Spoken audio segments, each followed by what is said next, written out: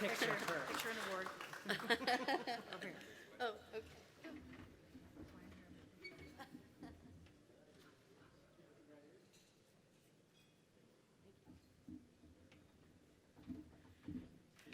Needless to say, I'm not sure who the heck the person is that they're talking about, but anyway, here I am. Anyway, I'm Clarissa Filgioun, and I'm really delighted to be here. I have an incredibly long history with Equality California.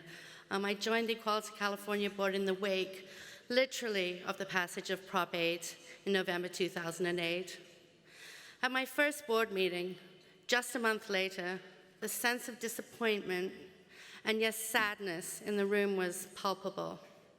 We were all shell-shocked, and many of us felt betrayed by our fellow Californians. But we knew as an organization we had to push forward with redoubled purpose to change those hearts and minds that at that time were close to us, and we were undeterred. Chris and I were married on November 2nd, 2 days before the Prop 8 vote. Until then, marriage was something we never really took too seriously, perhaps because it was associated as a right reserved for others. But anyway, sometime in mid-October, we looked at each other and asked if we really could miss this opportunity. A mad rush ensued, family flew in, furniture was moved, caterers were called, cakes were baked, and finally, we were married. 2 days later,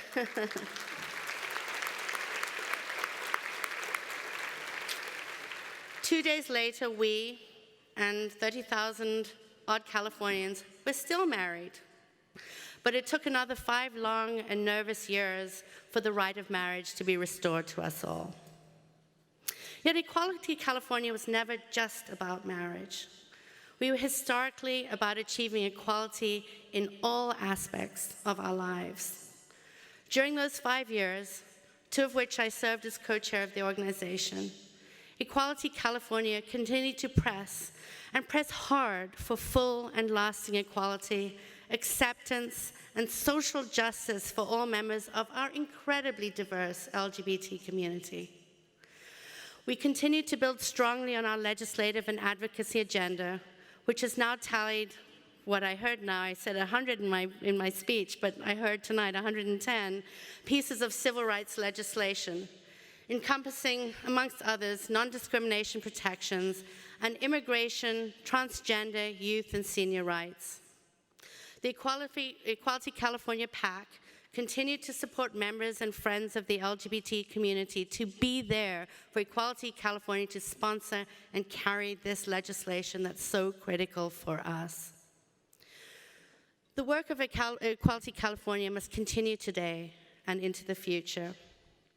I recently returned from a lovely vacation to beautiful South Africa, a country whose constitution enshrines LGBT rights, yet deep-seated homophobia still pervades the country, from the horrors of reparative rape of lesbians that remain unprosecuted to pernicious discrimination in hiring. We can have all the legal rights and protections in the world, but without enforcing them and having people truly believe in equality, we will never be fully equal. If I might be so bold, and I mean bold, to paraphrase Dr. Martin Luther King, I have a dream that one day we will live in a world where we will not be judged by whom we love, but by the content of our character. Let's not rest until that dream is fulfilled.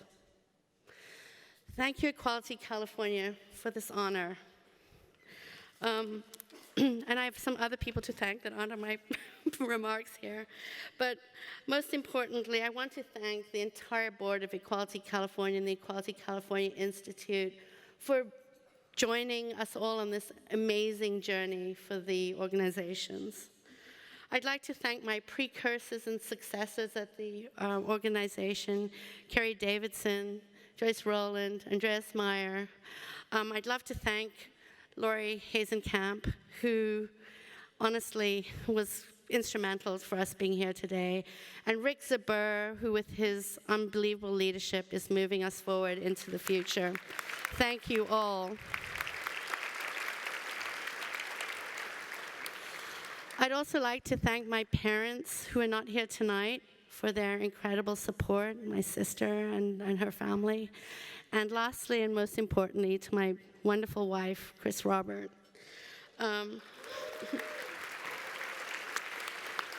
Thank you for supporting me and Equality California over the past year as we continue to press forward towards full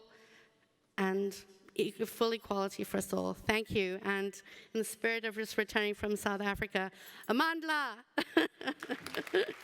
Thank you all.